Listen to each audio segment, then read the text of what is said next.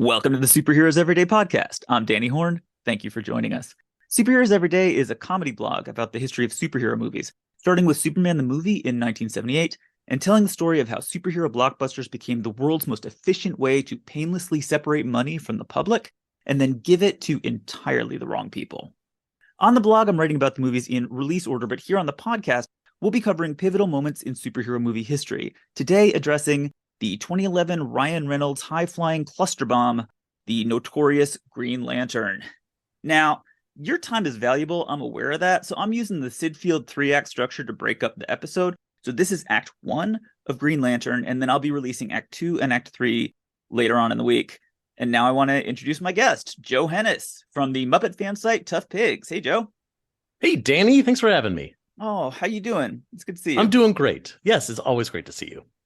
So tell me about ToughPigs. So ToughPigs is this little website started by a guy named Danny Horn. Back in the past. Danny, you ran ToughPigs from, I think, 2001 to 2004, 2005, something like that? 2005, yeah. And then handed it over to Joe and to Ryan Rowe, who you heard on the Batman Forever episode. And you've been running it for 15 years, more than 15 years? Yeah. Which is also weird. I like to tell people that it was a blog before the word blog existed. Yeah. And we kind of like took it over from you, and we kept up the blog thing and just have been expanding it. And yeah, a whole bunch of things. Yeah. We got podcasts, and we do lots of like art spotlights, and we got all the social media stuff going.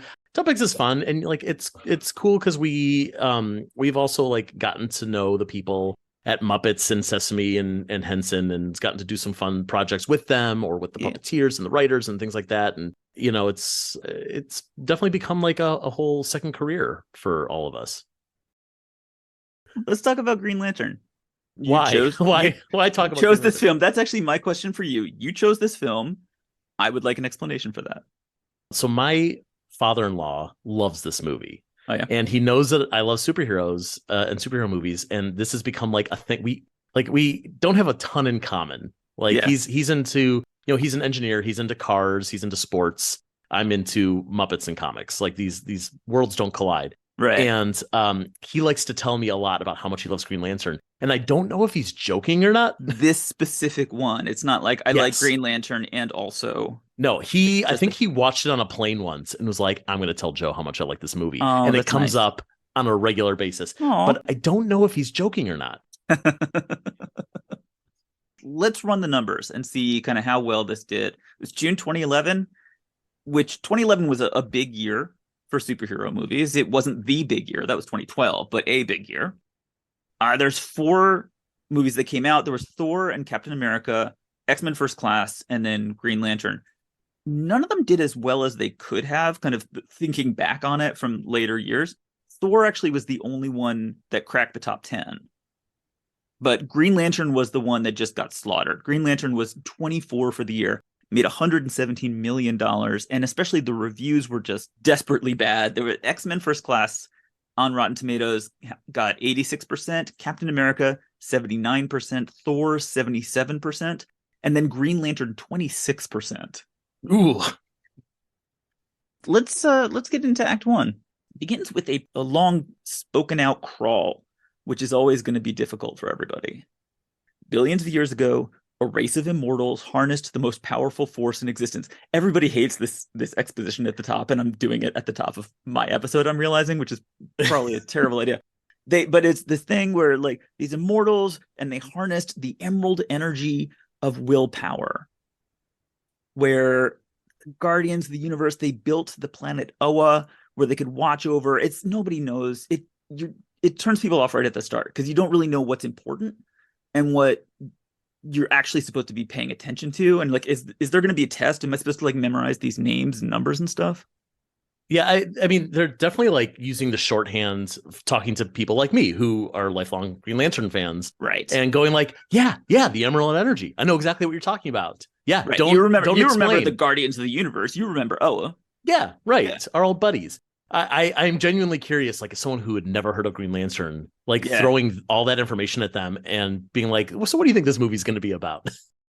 Definitely, I was not at all clear what I was supposed to be paying attention to. And what they showed me in like the first 6 minutes of this movie, it takes a long time to get to a human being.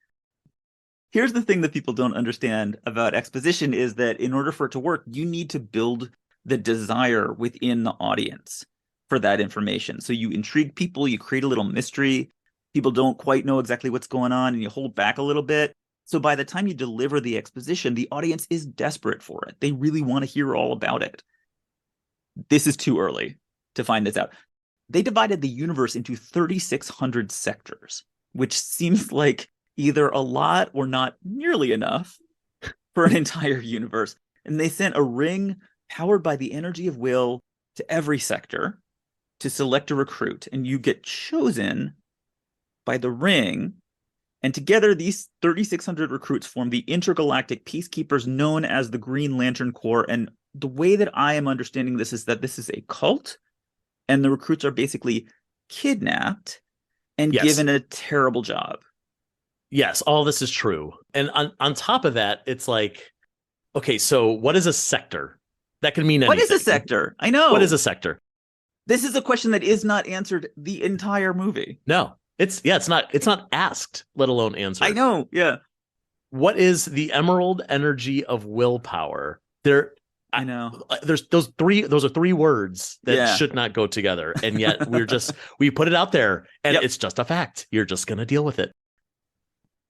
Let's talk for a second about kind of the behind the scenes drama, because it took them a long time to make a Green Lantern film, and they did not use that time effectively, in my opinion. 2004, Warner Brothers actually hired Robert Smigel, who does like Triumph the Insult Comic Dog, to write a comedy script about Green Lantern. I don't know how they came to that conclusion, but he did. He wrote a script. Jack Black was attached to it. It was like a standard Green Lantern story, but with Jack Black as sort of a comedic lead. And the idea is because you get chosen by the ring, and once you have the ring, like, you don't have to be strong. You just have to be able to imagine something, and then the ring kind of does all the heavy lifting. And so the idea was, let's give it to this kind of like loser character who bumbles around with it. And then we see him kind of grow into the Green Lantern. So that was the idea. That's what they did with Jack Black. Have you actually read that script? Because it's out there. I haven't. Have you? Oh, no, I haven't. I have. I've read it. It's painfully bad. Oh, is it like really? Someone, I like a lot of what Robert Smigel has done. Yeah. Not everything he's done, but I like his work. And it's like, how did he crap this out? He wrote a script that it's like, what if Green Lantern farts a lot? What would that movie look like? Oh, dear. That's pretty much it. Yikes. Okay. So they had a change of heart. Warner Brothers decided maybe we won't do this. And so they went to Greg Berlanti, who wrote a script with comics writers, with Michael Green and Mark Guggenheim. And Berlanti was going to direct. And then for, I'm not sure what reason, they pushed him out. And then they brought in Michael Goldenberg to do a rewrite and Martin Campbell to direct, neither of which they did in a competent fashion. I did read the Berlanti script. That's also available online, and this is the one I read. And definitely it would have been better if they'd shot that. The Goldenberg rewrite definitely made it stupider. But it's not a lot better. Like, it's still the same structure and the same story and characters. It's just like told differently. And so I'm going to get, as we kind of go along, I'll get into sort of some of the dumb changes that they made. But the important thing is that at the top, it didn't start with all this lantern stuff. There was like a brief intro voiceover. And then it's just Hal as a kid with his dad, and sort of establishes that childhood relationship with his dad and with Carol. And my guess is the studio thought that the childhood was boring. So Berlanti has said, like, when he's talked about, like, I was removed from the project, I really had nothing to do with the finished product. The thing that he brings up is actually specifically that they took the childhood stuff and turned it into a flashback at a very inopportune moment. So here we are in space, and apparently what happens is that a ring comes to you and says, hey, you're a part of our group now. And now you have to do difficult, dangerous work for free.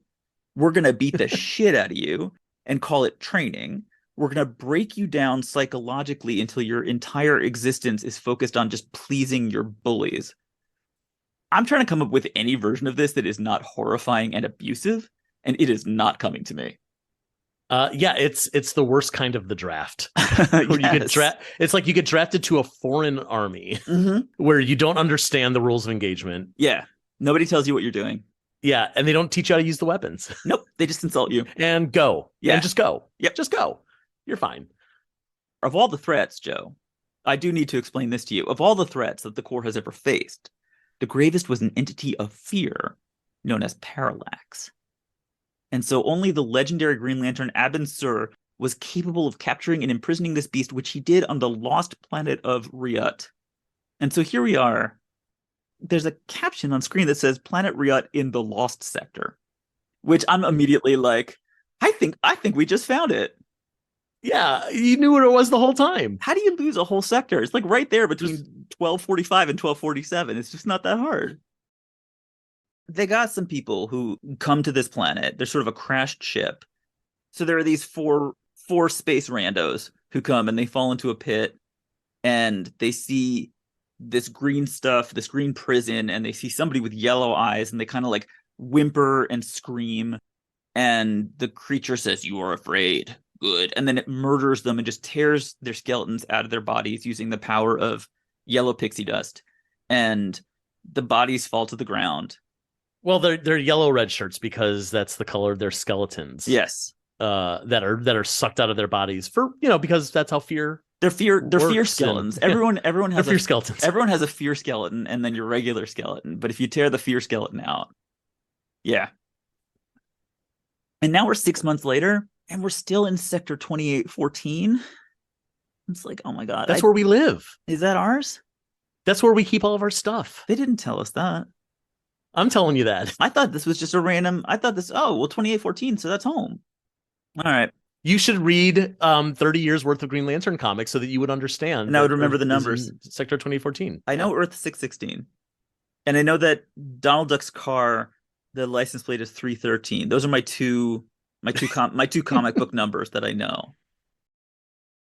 There's a big black ship with a lot of angles on it and kind of a red-headed starburst lantern. And so now here's Parallax who shows up and fights Abin Sur, because that's who this lantern is.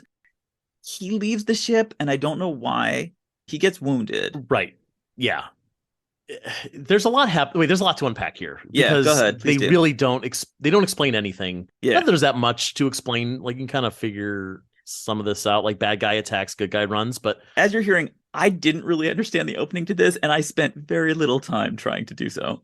There's some questions though. Yeah. Like the first of which being of what you now know after having seen the movie of what Green Lanterns are and what they do. Why does Abin Sur need a spaceship? I know. Right. Like, I have no idea. They obviously, everyone zooms around on their own. Yeah.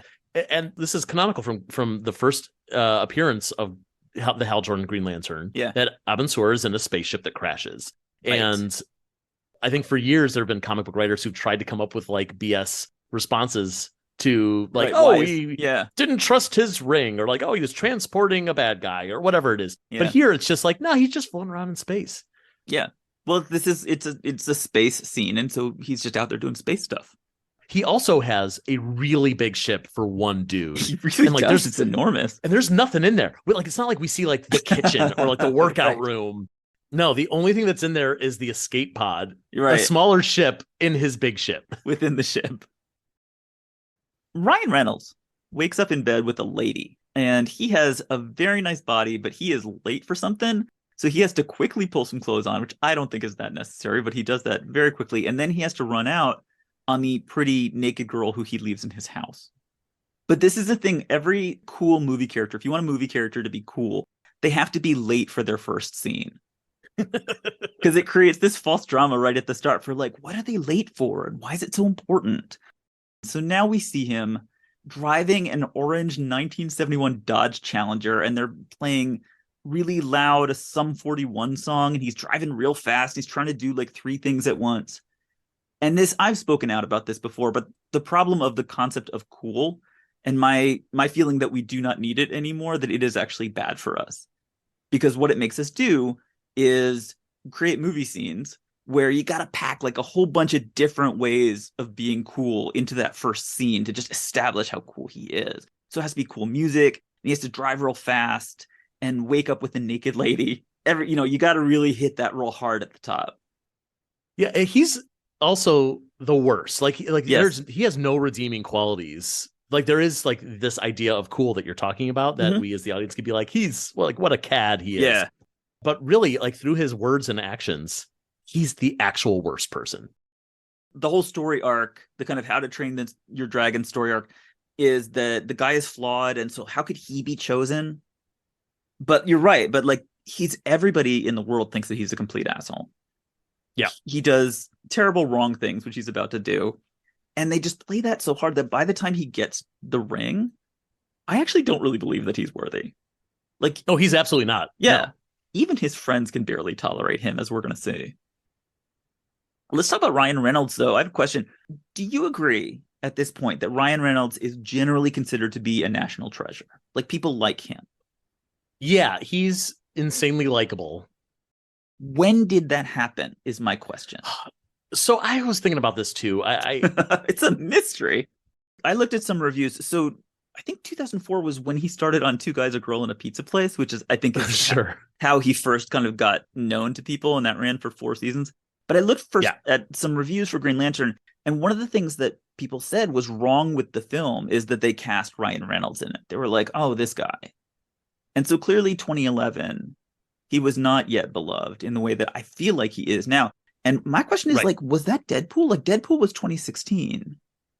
Deadpool was 2016, but between that is, when was the Wolverine movie with his Deadpool? 2009 was X-Men Origins Wolverine. So that was a couple years before that. Yeah. Okay. So and he was definitely, and I don't know if you've seen Wolverine Origins, but there's no reason to beloved him in Wolverine Origins. No. But you could see the seeds of like, this guy is going to be like, he's a superhero. He's just in the wrong project. Yeah. But you're right. That's not a reason for him to be beloved. What are your thoughts on him in this film? I think Ryan Reynolds is very good at being Ryan Reynolds. And this is both a good and terrible example of that, where, he is doing the thing that he does in every movie, but he isn't bringing anything to the role that makes you think, oh, he's a good actor. He's just doing the thing that he always does. I'm not sure if that's him or if that is just the movie construction, like the scene construction, because I feel like he does what's required in each scene. He is, I think, more than adequate at doing, like, if this is this is an action scene, he does the action thing. If this is supposed to be a romantic scene, he does the romance thing. Like, he'll do it.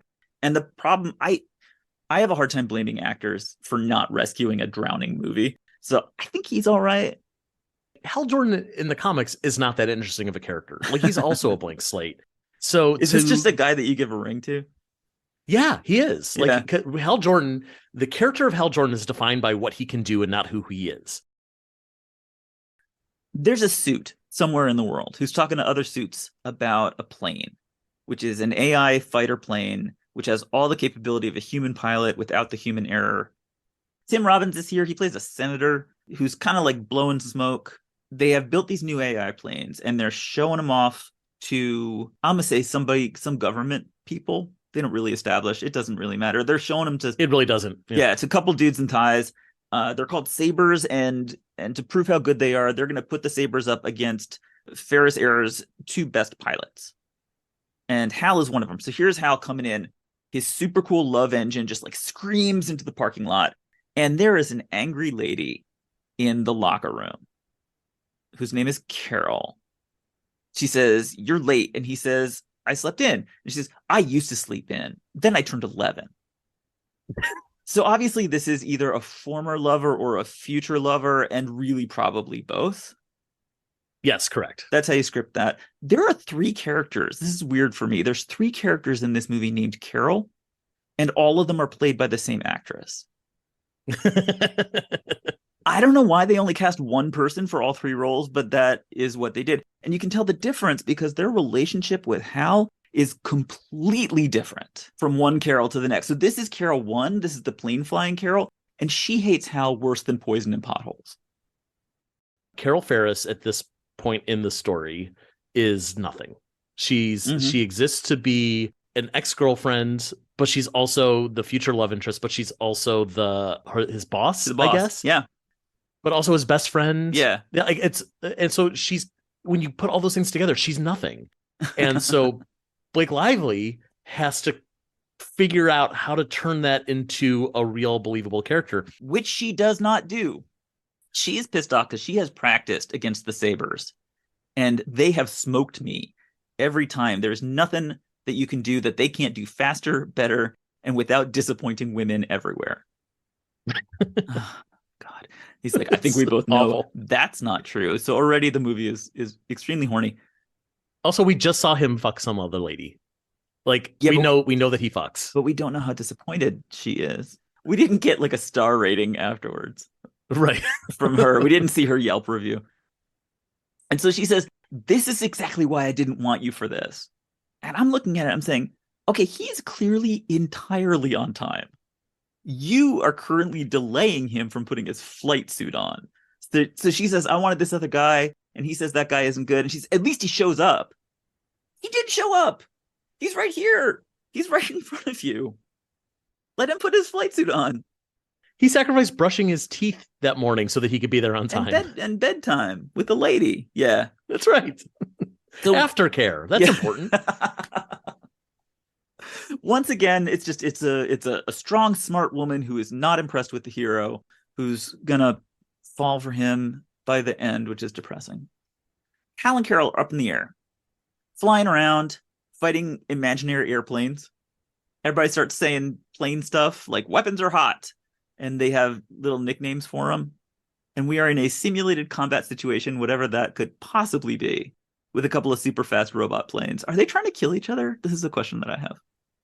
This is something like, as someone who really hates the movie Top Gun, I never quite understood where it's like, so we've got these military planes and we have to test them. I understand that concept. We should be testing things like this before we put them into actual use.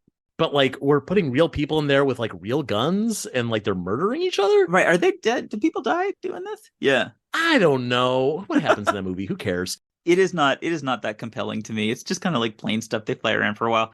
And he comes up with this idea. He's supposed to beat these AI planes, which are unbeatable. And so he decides, I'm going to go somewhere that they can't go. And he just starts going straight up. He flies really high, and the Saber planes stall and crash, and he is stalling and crashing. And then at exactly the incorrect moment, he has a shitty flashback where he looks at a picture of his dad, which he has taped up to the inside of this plane. I guess he just does that. And then he has a flashback. There's no particular reason why he needs to do this right now, but this is the thing that the studio wanted, that Berlanti wanted to not do, where he's going into a spin and he sees his dad doing another test, right? Yeah, his dad is also like a test pilot. Yeah. And I guess Dad seriously fucked up. I don't know what happened to Dad, but like he ended up going through a control tower. That's bad. You can't do that. Yeah, well, that's his dad is, I guess, a test pilot, but like a really shitty test pilot, because like he doesn't even take off, right? Yeah. Like he just blows up. It kind of goes, it goes into a spin. He crashes through a control tower, which I'm pretty sure we're going to need that later on. And then he crashes, and Hal tries to run towards the plane, and then the plane, all on its own, just explodes. Right. And then we see a clatter of pearls hit the ground. Right, exactly. He ejects, the plane crashes and blows up. It's a good thing we didn't really need that for anything.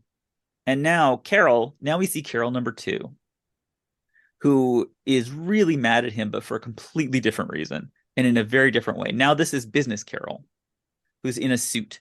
And she is stressed out now because Hal's actions have blown the contract. Now the government is not going to buy these Saber planes because Hal won. It's a complicated arrangement. Hal says, I think he has he makes a good point, which is, I thought the point was to actually try and win this competition, but I guess they didn't brief him properly on that. So he gets fired and he quits and he's grounded within the space of about 2 seconds. Yeah, this is one of those, like, they have to prove that Carol likes him, even though she's really mad at him. Yeah. Because love interest. Right. So he gets fired and then he quits, and then she goes, no. Right. You're just grounded. I need to keep you close by. Yeah. you're sticking around. You and your pecs are sticking around. Yeah. And so then they have a very intense conversation where he's telling her, this isn't you. This new he's not wrong. This is not the same Carol as Carol number 1. This is actually the one from the Greg Berlanti script. This is the Carol. She didn't fly. She wasn't a pilot. This was the actual Carol.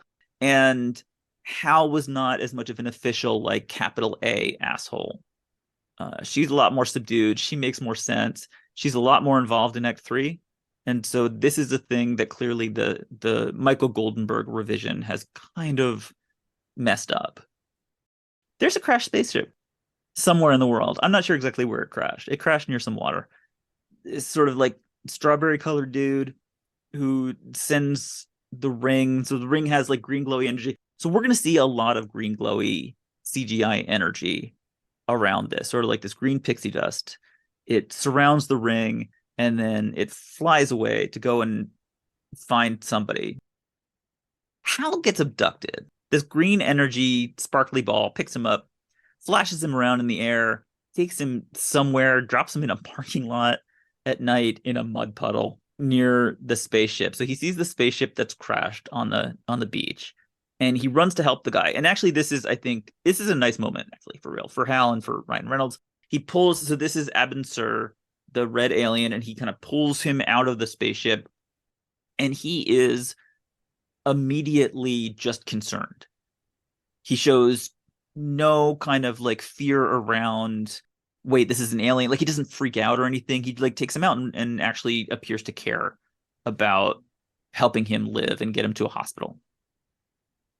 Right. That is something I like about superhero stories, is that moment of like you don't know that you're being tested right now, right? But like, we as the audience know, like we're gonna see what you would do in this situation, and like, yes, his default is run toward the danger, and try to help, which but doesn't really, even have powers. But also good, really good for you, Hal. Yeah, it's the one I just wanted to take a moment to appreciate. It's the one time I think that they give Hal any reason for us to admire him, and so that's a nice thing. Yeah, it won't last long. No, it really won't. So the alien tells him a bunch of like kind of heavy breathing stuff. It says like, the ring chose you and you need to take it and put the ring in the lantern and speak the oath. And then he says there's a lot of responsibility, and then he dies. So here's Hal with a dead alien in the middle of the night, calls his friend Tom, played by Taika Waititi. Yes, superstar. Who knew that this guy, of all the people in this movie, would turn out to be like the biggest star of anyone? I think one of the tragedies of this movie is you've got Ryan Reynolds, who is very funny, and Taika Waititi, who is very funny, in a comic sidekick role. And yet these scenes are not really funny at all. Oh, no, they're not. I don't know how they pulled that off. They are driving away. And so here's if you want a bad scene, here you go. They're driving away, and he's got like the lantern and the ring, and they accidentally activate the lantern, which means that it just glows, and everyone goes, ah! And then it makes the car bounce. There's also like this conversation about like, well, like, why didn't they study the alien? Why didn't they call someone? Why didn't they take it to a hospital? All that. Yeah. And like, nope, I'm just going to take the ring and the lantern and we'll figure it out. Yeah. Well, and he buries the alien. He puts the alien under rocks. Right. It is not clear what he thinks is supposed to happen. Like, how does he think this is helping anything? Step 2 is going to be fucking Science Council. Here's Sinestro. Here's the Red Devil guy who is reporting back to his superiors. He says 4 of my lantern brothers were killed. So those guys were lanterns. Oh, okay. Not clear, but sure. So what were they doing there? I don't know. Yeah, it's just like these 4 lanterns went there. They went there basically just to feed their fear to this creature, to Parallax, and then let him go. But Sinestro's pissed off about it. I don't kind of understand. This is going to come up again, just like the staff assignment system for Green Lanterns, I think, is quite mysterious, of like how many people they send to where and who's responsible for what. They say the word responsibility a lot, and it is unclear. So later on, they're going to talk more about these 3,600 sectors. There's a Green Lantern attached to each sector and blah, blah, blah. But like, we don't know what that seems like the main responsibility. We don't know what that entails of what patrolling a sector and keeping it safe is. It's not even, they don't even try to explain it. Yeah. But what they do show us is things like, there's something going on, so we're going to take a handful of lanterns to go fight it. Yeah. So you're taking them away from their sectors. Yeah. Which could be big, I guess, or small, maybe. I don't know. I mean, it's the universe. You cut the universe up into a number. You divide that by the number of people at a medium American high school. What Tomar Ray says later on in the movie is something along the lines of like when you look up into the night sky and you see all those stars, that's just a portion of what your sector Of your is sector. or whatever. Yeah, exactly. So like that's a lot of planets. It's a lot of planets. That's a lot. It's really hard to Yeah. understand. And so the people in charge of this, it's another fucking science council. Like there's fucking science councils everywhere. And as usual, populated by the oldest, palest, and skinniest people you've got. These are, what is it, 8 on these big high chairs, these wrinkly, pale blue old people with big bulbous alien heads and red robes. And they're in a circle on these ridiculously, I don't know, mile-high chairs. This is not comically high. Yeah, comically high. Yes, it is. This is not ergonomic for anybody involved. So they sit all the way up there. And then if you want to talk to them, you got to be all the way on the ground.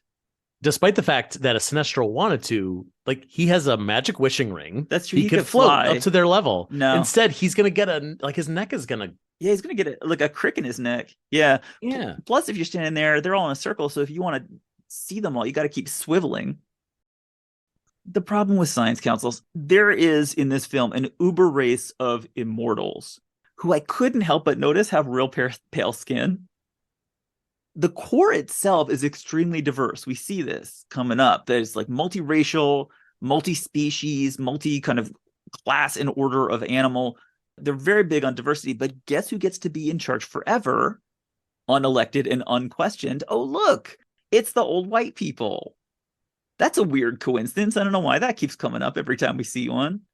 Because the pale people are obviously the smartest and the wisest and the best, and they make better plans than anybody else.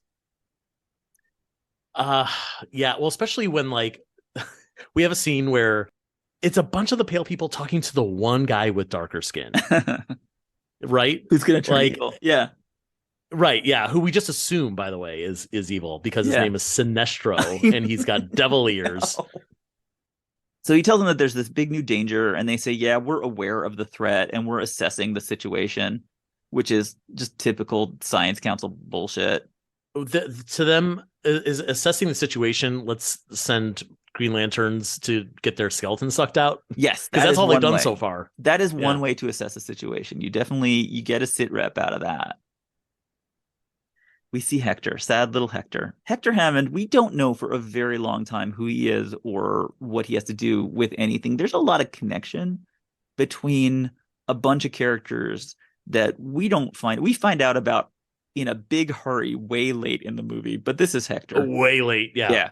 As far as we know, this is just this dude sitting around in his little cramped house. He is balding and alone, and he has bad posture, and he's sitting in the dark, and that is the only thing that we know about this man. And then there's a knock at the door, and there are some spooky government dudes who say, Dr. Hector Hammond, you must come with us. And that is how you introduce a character.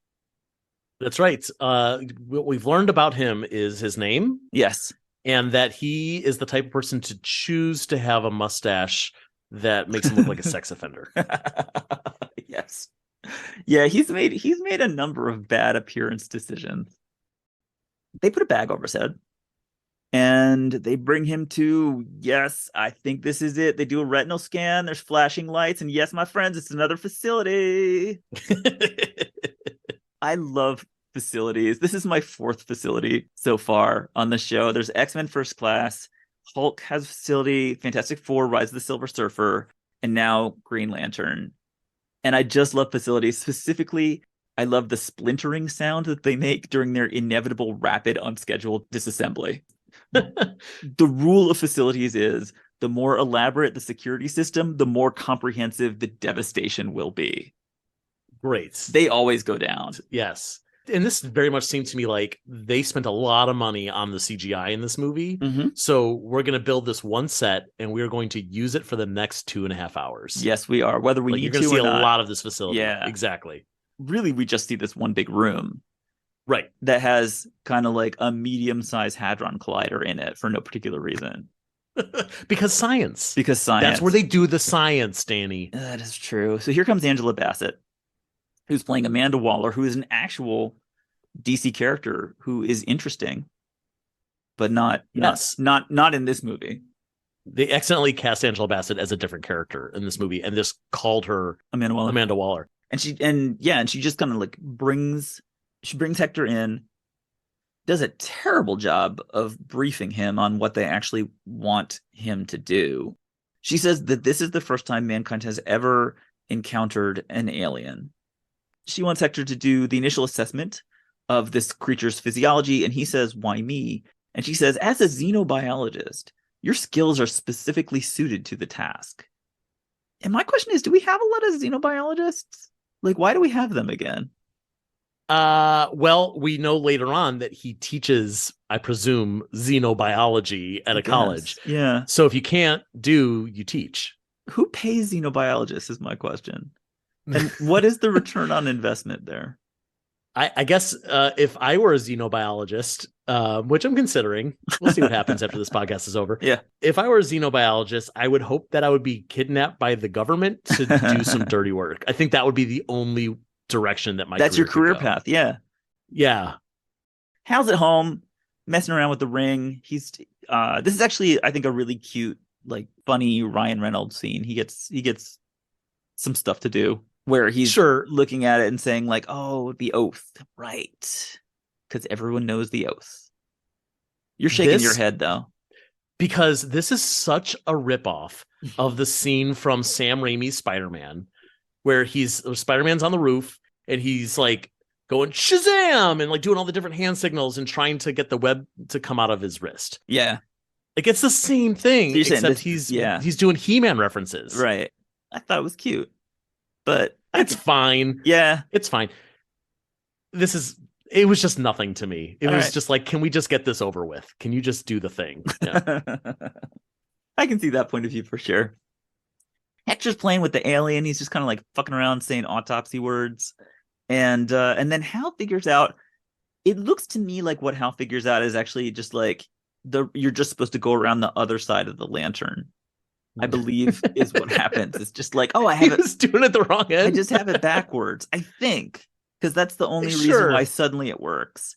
But the lantern lights up. Now there's this big green glow. And then Hal's eyes go green, which is a spooky ass thing that happens a number of times and basically means your brain is no longer your own. As far as from this point on, you now belong to somebody else. And then he says the oath. By brightest day and blackest night, no evil shall escape my sight. Oh, I do want to say one more thing about this scene. Please do. They intercut what is probably supposed to be like the emotional origin of this story of Hal Jordan, like finally becoming the Green Lantern for the first time. It's intercut with Hector Hammond doing an alien autopsy. Yes. So we see what's supposed to be like the green energy and like things are starting and sparking and whatever. Cut to Hector Hammond literally like putting his hand into like alien guts. Yeah. It's awful. I don't want to look at either of these things, but for two very different reasons. Well, that's supposed to be he's one of the people who worships evil's might, because now what happens to him is the inside Abinsur's dead body is a little piece of parallax, I guess. It's like it's a little yellow glowy thing. So there's some of that. That's a little chip of fear that's in his heart, and it kind of stings and enters Hector's thumb. That is not clear what's happening or what it is for like another hour of this movie. Yeah. But it is something has infected Hector, which we're going to find out all about later on in terrifying detail. And then Carol 3 shows up. Knock on the door.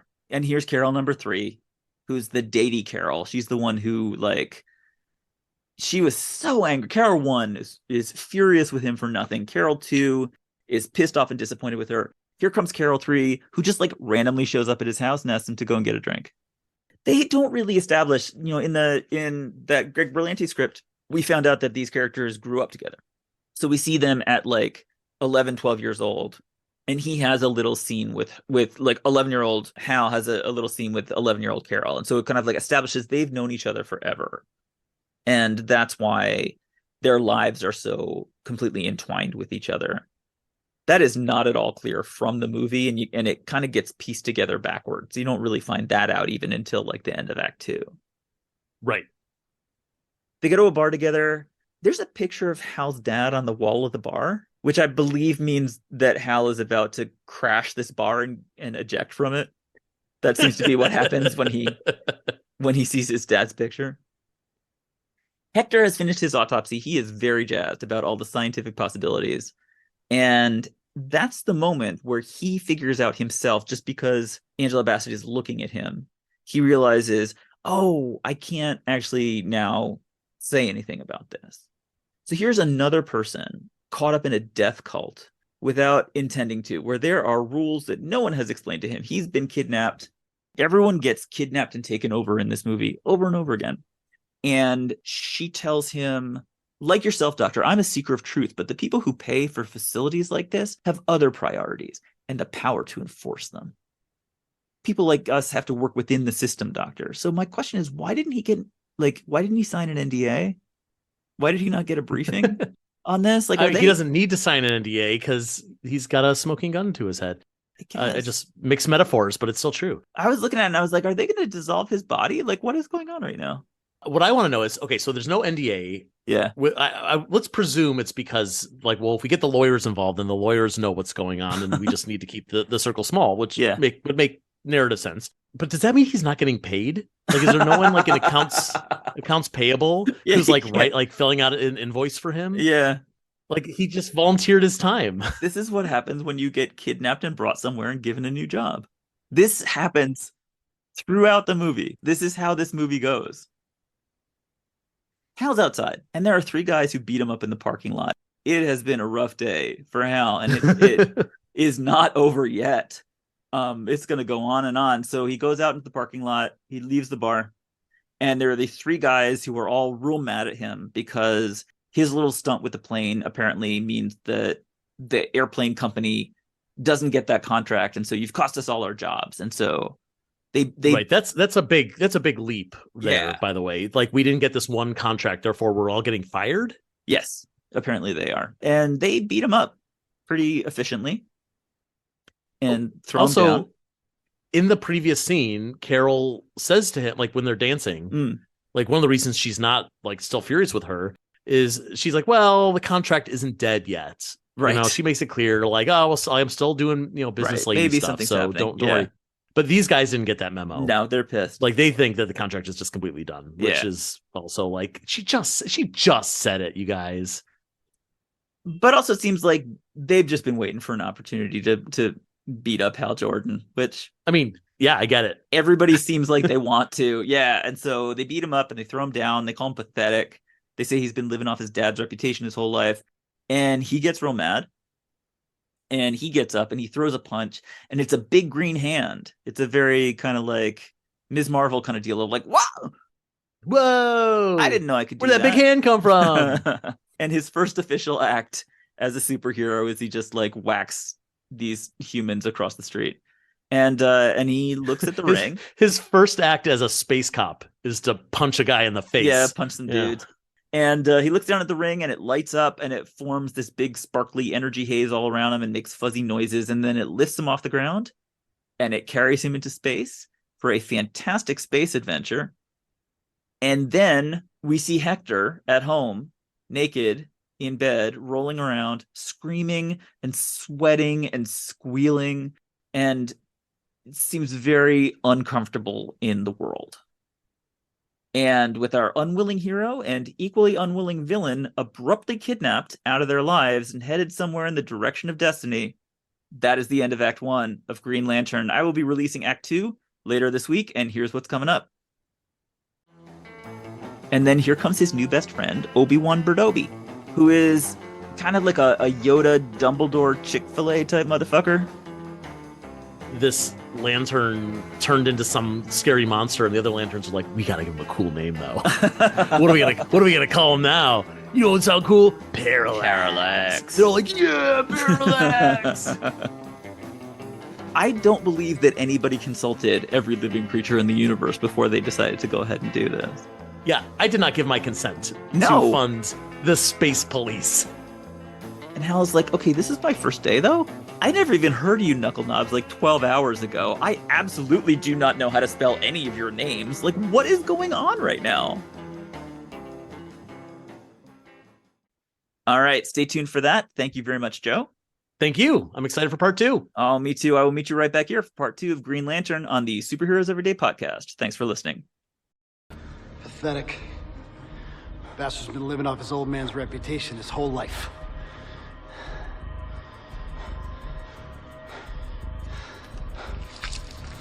Hey! Hey! My face is just getting warmed up.